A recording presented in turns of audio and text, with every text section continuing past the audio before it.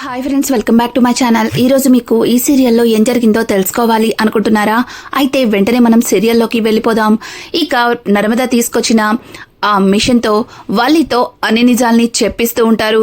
ఏదడిగినా సరే వల్లి చెప్పిన అబద్ధానికి ఆ మిషన్ అరుస్తూ ఉంటుంది. అది చూసిన వేదవతి ఒక్కసారిగా షాక్ అయిపోతుంది. ఏంటే నువ్వు చెప్పేవన్నీ అబద్ధాలని చెప్తుంది, ఒక్కటి కూడా నువ్వు నిజం చెప్పట్లేదా అంటూ ఇంకా వేదవతి అయితే వల్లిని అడుగుతూ ఉంటే ఇక వల్లి అయ్ బాబాయ్, నేను చెప్పేవన్నీ నిజాలే అత్తయ్య గారు, ఇదే అబద్ధం చెప్తుంది అని అనడంతో ఒక్కసారిగా ఇక ఆ మిషన్ కూడా మరొకసారి గట్టిగా అరుస్తుంది.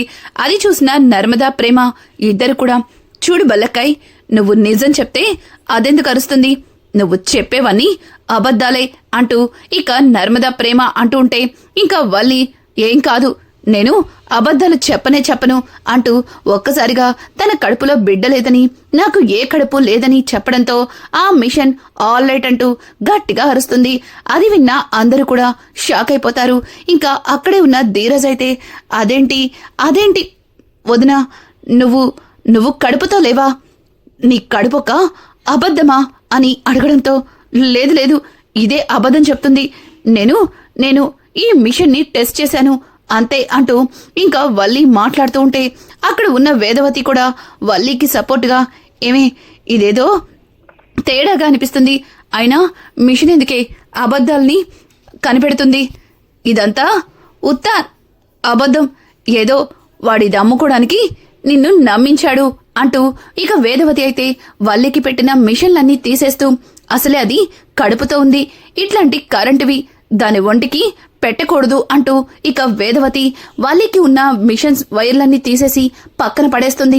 ఇక వల్లి కూడా వేదవతి తనకి సపోర్ట్ గా మాట్లాడడం చూసి తెగ సంబరపడిపోతూ అవునవును, కడుపుతో ఉన్న వాళ్ళకి ఇట్లాంటి కరెంటు వైర్లు పెడితే లోపల బిడ్డకి ఏదైనా ప్రమాదం ఉంటుంది, అయినా ఇట్లాంటివన్నీ నమ్మకూడదు, ఇవి ఏదో వాడు అమ్ముకోవడానికి 4 మాటలు చెప్తే మీరెలా వీటిని కొన్నారు అంటూ వల్లి కూడా ఇక వేదవతితో పాటు నర్మదతో అంటుంటుంది.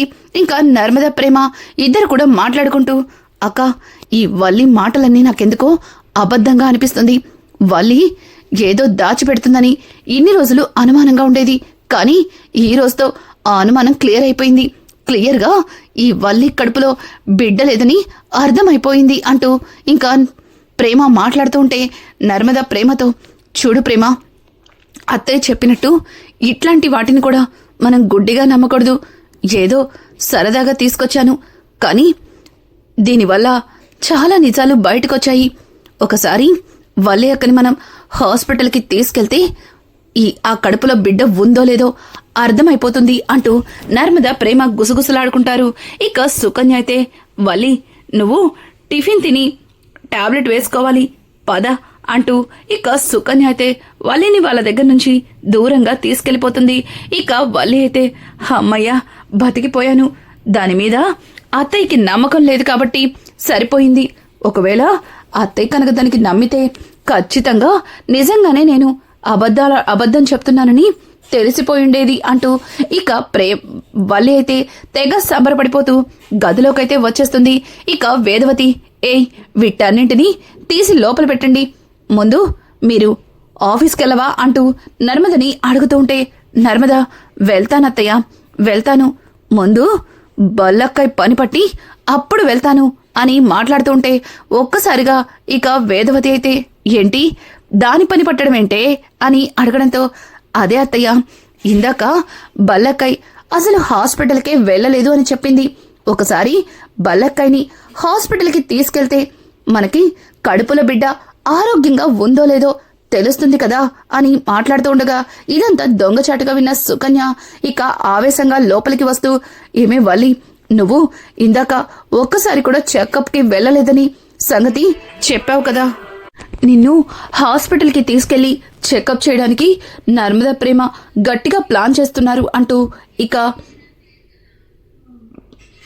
సుకన్య చెప్పడంతో ఒక్కసారిగా సుకన్య మట్టలకి ఇక వల్లి అయితే ఓ అవునా, ప్లాన్ చేస్తున్నారా, వాళ్ళు ప్లాన్ చేస్తే అంత ఈజీగా నేనెందుకెళ్తాను అంటూ ఇక వల్లి అయితే గబగబా వెళ్లి మంచం మీద పడుకుని దుప్పటి కప్పుకుంటుంది. అది చూసిన సుకన్య తింగర చూపులతో ఏ వల్లి, వాళ్ళు నిన్ను హాస్పిటల్కి తీసుకెళ్తారు అంటే నువ్వేంటే దుప్పటి తన్నుకుని పడుకుంటున్నావు? అసలు నీకు బుద్ధుందా?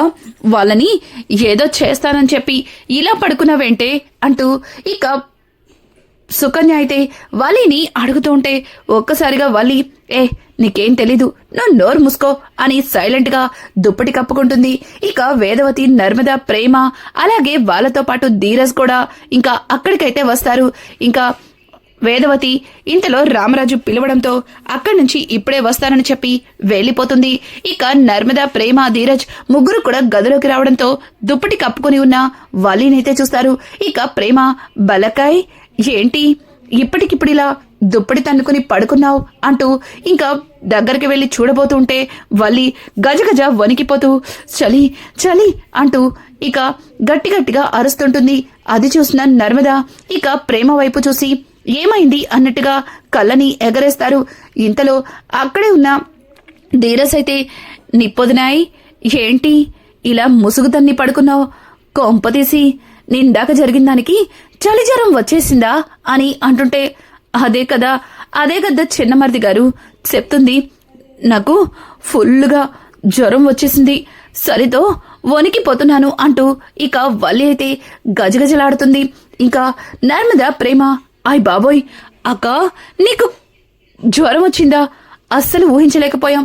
అయినా అంత పెద్దగా జరిగిందేమీ లేదు కదా, నువ్వు భయపడి బెదిరిపోయి జ్వరం పెట్టుకోవడానికి. నీ వైపే కదా అత్తయ్య సపోర్ట్గా మాట్లాడారు. పైగా ఆ అబద్ధాల్ని చెప్పించే మిషన్కి సంబంధించిన వైర్లన్నీ తీసేసి నిన్ను లోపలికి పంపించేశారు. నువ్వు కోరుకున్నట్టుగానే జరిగింది కదా, మరి ఏంటొద్దున ఏంటక్క ఇదంతా అంటూ ప్రేమ, నర్మద అయితే ఇక వలిని అడుగుతూ ఉంటే అక్కడే ఉన్న ధీరజ్, అది కాదు నర్మదొదిన, మన మేధావదునికి ఇప్పుడు మరొక ఆలోచన ఉంది, అందుకే ఇలా పడుకుంది. అదిగో మన మేధావదున అసిస్టెంటు వదిన్ని హాస్పిటల్కి తీసుకెళ్తామని చెప్పిన సంగతి వినేసి ఇక్కడ ఉదేసింది. అందుకే ఉన్న పలంగా మేధావదునికి జ్వరం వచ్చేసింది. అంతే కదా వదినాయ్ అంటూ ఇక ధీరజ్ అయితే వల్లిని అడగడంతో వల్లి, వీడు మోహ తెలివైనోడు, ఎలా మాట్లాడుతున్నాడు, నాకు అదే ఆ రకంగానే జ్వరం వచ్చిందని ఇట్టే కనిపెట్టేశాడు అంటూ వల్లి తన మనసులో అనుకుంటూ ఇక పైకి లేచి దుప్పటిని ముసుగు వేసుకుంటూ, అది కాదు చిన్నమరిది గారు, మీరు పొరపాటు పడుతున్నారు, నేనేమి అందుకు ముసుగు దాన్ని పడుకోలేదు, నాకు నిజంగానే జ్వరం వచ్చింది, కావాలంటే చూడండి సెలైలు అంటూ చేతిని ముందుకి చాపుతుంది. ఇక అది చూసిన నర్మద, ప్రేమ మరింత సంతోషంగా, అక్క నువ్విప్పుడు ఉత్త మనిషివి కూడా కాదు, ఇట్లాంటప్పుడు జ్వరం రావడం అనేది కాస్త ఇబ్బందే, అందుకే మనం హాస్పిటల్కి వెళ్దాం పదా అంటూ ఇక నర్మద, ప్రేమ వాళ్ళని అడగడంతో, హాస్పిటల్కి వెళ్ళకూడదనే కదా తప్పించుకోవడానికి జ్వరం నాటకాన్ని మొదలెడితే ఇల్లు హాస్పిటల్కి వెళ్దామంటారేంటి అనుకుని, చూడండి నాకు అస్సలు ఓపిక లేదు, ఆయన సుక్కు డాక్టర్ గారితో చెప్పి జ్వరం మందు తెప్పించింది, మీరు ఇంకాసేపట్లో వచ్చేస్తుంది, మీరేమీ కంగారు పడకండి, అయినా నువ్వు ఆఫీస్కి వెళ్ళాలి, అసలే గవర్నమెంట్ ఉద్యోగం, ఇక ప్రేమ తనకి కాలేజీ పనులంటూ ఏవో ఉంటాయి కదా అంటూ ఇక వల్లి అయితే వాళ్ళతో మాట్లాడుతూ ఉంటే, చూడక్క నీకంటే మాకు ఏది ఎక్కువ కాదు, నేను ఆల్రెడీ ఆఫీస్కి ఫోన్ చేసి పర్మిషన్ అడిగాను అని అంటుంటే ఇక ప్రేమ అయితే, లేదు నేను కూడా ఇక కాలేజ్కి వెళ్ళనంటే వెళ్ళను, ఎందుకంటే కాలేజ్లో నా పనంతా అయిపోయింది అంటూ ఇక ప్రేమ కూడా ఇక వల్లి మాటని వినిపించుకోకుండా ప్రేమ, నర్మద వల్లిని బలవంతంగా బయటికి ఇడ్చుకొస్తారు.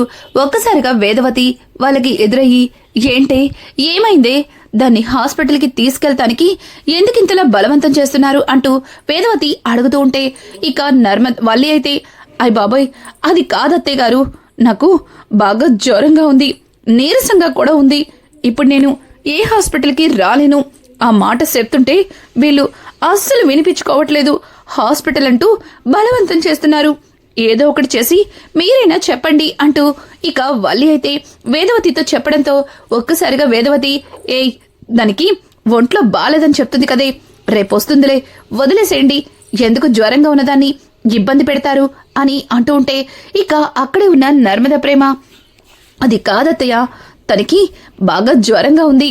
జ్వరం చూపించాలన్నా డాక్టర్ దగ్గరికి వెళ్ళాలి కదా అని అంటుంటే ఇంకా అక్కడే ఉన్న సుకన్య, లేదండి, నేను పినిగారు ఆల్రెడీ జ్వరానికి మందు తెప్పించాను అంటూ ఇక సుక్కు మాట్లాడుతుంటే సుక్కు మాటలకి అది తెప్పించానంటుంది కదే, దానికి ఓపిక లేదంటుంది కదా, వదిలేసేయండి అంటూ వేదవతి అయితే వల్లి సపోర్ట్ చేస్తే ఇక ప్రేమ అలాగే నర్మద ఇద్దరు కూడా కాస్త షాక్ అవుతారు. ఇక వల్లి కూడా, నేను చెప్పేది కూడా అదే, నాకు అస్సలు ఓపిక లేదు, వదిలిపెట్టండి, నాకు బాగా నీరసంగా ఉంది అంటూ చేతుల్ని వదిలించుకుంటూ ఉంటే ఇక ప్రేమ, చూడండి అత్తయ్య, తను ఉత్త మనిషి అయితే మీరు చెప్పినట్టుగానే వదిలిపెట్టుండేసేదాన్ని. కాని తనిప్పుడు కడుపుతో ఉంది. తన కడుపులో బిడ్డ ఆరోగ్యంగా ఉండాలి అంటే తనకి వచ్చిన జ్వరాన్ని తగ్గించాలి కదా. ఆ జ్వరం వల్ల కడుపులో బిడ్డ వీక్ అయిపోతే ఎంత ప్రాబ్లం వస్తుంది, ఒక్కసారి మీరు ఆలోచించండి అని చెప్పడంతో ఇంకా వేదవతి, నిజమే కదా, ఇది కడుపుతో ఉంది కదా, మళ్ళీ కడుపులో బిడ్డకి ఏదన్నా జరిగితే, లేదు ఏ వల్లి, నువ్వు నర్మద చెప్పినట్టు తనతో కలిసి హాస్పిటల్కి వెళ్ళు అని చెప్పడంతో ఇక వల్లి అయితే, అది అత్తయ్య గారు అని తడబడుతూ ఉంటే ఇంకా వేదవతి, చెప్తున్నాను కదా, నర్మదతో కలిసి హాస్పిటల్కి వెళ్ళమన్నానా అంటూ గట్టిగా చెప్పడంతో ఇక వల్లి తనకి ఇష్టం లేకుండా బలవంతంగా ఇక నర్మదతో హాస్పిటల్కి అయితే బయలుదేరుతుంది. అలాగే సుకన్య వైపు చాలా బాధగా చూస్తూ, ఏదో ఒకటి చెయ్యవే, హాస్పిటల్కి వెళ్తే నా బండారం మొత్తం బయటడిపోతుంది, అట్ట జరిగితే నా నాకు దూరం అవుతాడు, నేను తట్టుకోలేను అంటూ వల్లి అయితే సుకన్యకి కళ్ళతోనే తన మనసులో ఉన్న బాధ మొత్తాన్ని కూడా చెప్పేస్తుంది. సుకన్య అయితే, నువ్వేం కంగారు పడకు, ఏదో ఒకటి చేస్తాను, ఇప్పుడే అత్తకి ఫోన్ చేస్తాను అంటూ ఇక సుకన్య అయితే అక్కడి నుంచి గదిలోకి వెళ్లి ఇంకా భాగ్యానికి ఫోన్ చేస్తుంది. భాగ్యం అలాగే ఆనందరావు ఇద్దరు కూడా సరదాగా జోకులు వేసుకుంటూ సరసాలాడుకుంటూ ఉంటారు. ఇక సుకన్య ఫోన్ చూసి, ఇదొకత్తి మాట్లాడితే ఫోన్ చేస్తుంది అంటూ ఇక భాగ్యం ఫోన్ లిఫ్ట్ చేసి, ఏంటే నీకు ఎలా పలా ఉండదా, ఎప్పుడు పడితే అప్పుడు ఫోన్ చేస్తావు అని అంటుంటే, ఏ అత్త, నేను ఫోన్ చేసి నీకు మావయ్యకి డిస్టర్బ్ చేశానా అంటూ ఇక సుకన్య మాట్లాడుతూ ఉంటే, మరి అంతేగా అంటూ పక్క నుంచి ఆనందరావు మాట్లాడతాడు. ఇక భాగ్యమైతే, నువ్వాగు, ఇంతకీ ఎందుకు ఫోన్ చేసావు, అయినా అమ్మడు కాకుండా నువ్వు ఫోన్ చేసావంటే అక్కడ ఏదో జరిగిందని నాకు అర్థమవుతుంది, ఇంతకీ ఏమైంది అని అంటుంటే ఇక సుకన్య అయితే ఇక్కడ జరిగినవన్నీ కూడా భాగ్యానికి చెప్తుంది.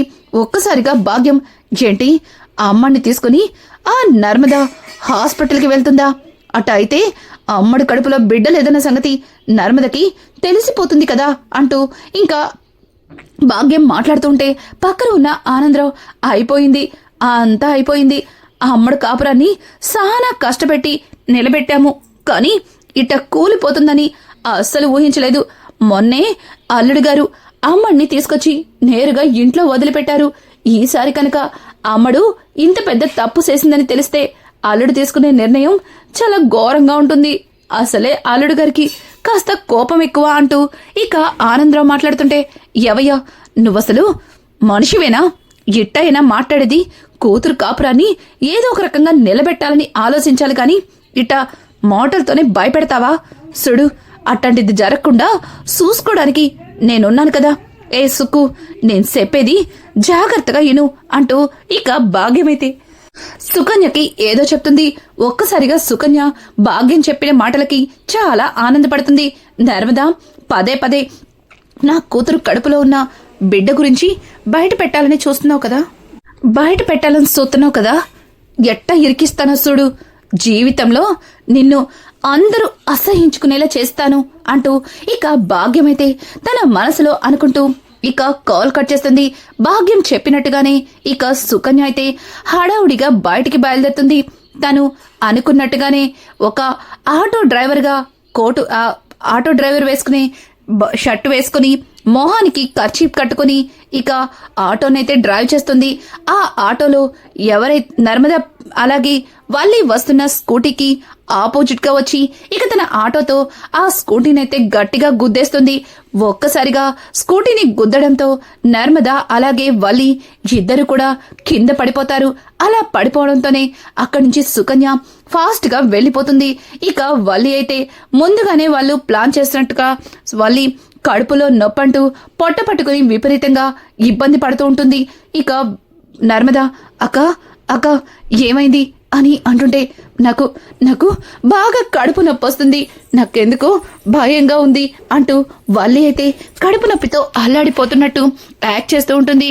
ఇక అప్పుడే అక్కడికి సుకన్య అయితే పరిగెత్తుకుంటూ వల్లి వల్లి అంటూ అక్కడికైతే వస్తుంది. ఇక వల్లిని చూసి కన్ను కొట్టడంతో సుకన్య మరింత వల్లి మెలికలు తిరిగిపోతుంది. ఇక సుకన్య తను ముందుగా ప్లాన్ చేసినట్టుగానే అక్కడికి ఒక ఆటో అతన్నైతే పిలుస్తుంది. ఇక ఆటో అతను రావడంతోనే నర్మద అలాగే వల్లిని తీసుకుని సుకన్య ఆటో అయితే ఎక్కుతుంది. ఇక వాళ్ళు చెప్పిన హాస్పిటల్ కైతే బయలుదేరడంతో ఇంకా నర్మద అయితే వల్లిని చూసి చాలా బాధపడుతూ నిజంగానే తనకి ఎంత ఇబ్బందిగా ఉందో అంటూ భయంతో ఇంకా డాక్టర్ దగ్గరికి వెళ్తుంది. డాక్టర్ తను కడుపు నొప్పితో ఇబ్బంది పడుతుంది, త్వరగా తనకి చెకప్ చేయండి, అసలే తను కడుపుతో ఉంది అంటూ సుకన్య అయితే డాక్టర్తో చెప్పడంతో డాక్టర్ కూడా సుకన్య వైపు చూసి కళ్ళు రెప్పవాల్చుతుంది. ఇంకా వాళ్ళని తీసుకుని లోపల చెకప్ చేసే రూమ్ కైతే తీసుకెళ్తారు. బయటేమో నర్మద చాలా కంగారు పడుతుంటే ఇక సుకన్య మళ్ళీ చెప్పాను వాళ్ళని తీసుకెళ్లొద్దని, తీసుకెళ్లి చూడు వల్లికి ఎట్లాంటి పరిస్థితి తీసుకొచ్చావో ఇప్పుడే ఈ విషయాన్ని అత్తతో చెప్పాలి అంటూ ఇక సుకన్య భాగ్యానికి అలాగే ఆనందరావుకి ఫోన్ చేస్తుంది. అలాగే ఇక్కడ ఇంట్లో వాళ్ళకు కూడా ఫోన్ చేయడంతో ఇక అందరూ కూడా హాస్పిటల్ కి చేరుకుంటారు. ఇంకా వల్లి స్ట్రెచర్ మీద పడుకుని ఉండడంతో డాక్టర్ వల్లికి చెకప్లు చేస్తున్నట్టుగా కనిపిస్తూ ఉంటుంది. ఇంకా తనని ఇమీడియట్లీ ఐసీయూలోకి తీసుకెళ్లాలి అని చెప్పడంతో ఇక డాక్టర్ చెప్పినట్టు నర్స్ తనని ఐసీయూలోకి తీసుకెళ్తుంది. కొంతసేపటి తర్వాత డాక్టర్ బయటికి రావడంతో ఇక నర్మద డాక్టర్ తనకేమైంది అని అంటుంటే ఏమవుతుందమ్మా, తను కడుపుతో ఉంది, ఆయన లేత నెలలప్పుడు అలా డ్రైవింగులు చేయటం అలా పడిపోవడం ఇట్లాంటివి జరగకూడదని ఆ మాత్రం మీకు తెలీదా, తనకి బ్లీడింగ్ అవుతుంది, తన కడుపులో బిడ్డ ఎట్లాంటి పరిస్థితిలో ఉందో అర్థం కావట్లేదు, త్వరగా స్కాన్ చేయాలి, ఏదైనా ప్రాబ్లం ఉంటే బిడ్డని తీసేయాల్సి ఉంటుంది అని చెప్పడంతో ఒక్కసారిగా ఇక నర్మద అక్కడికక్కడే కుప్పకూలిపోతుంది. ఇక ఇంతలో భాగ్యం ఆనందరావు అలాగే వేదవతి ఫ్యామిలీ మొత్తం అక్కడికైతే వస్తారు. జరిగిందంతా విని షాక్ అయిపోతారు.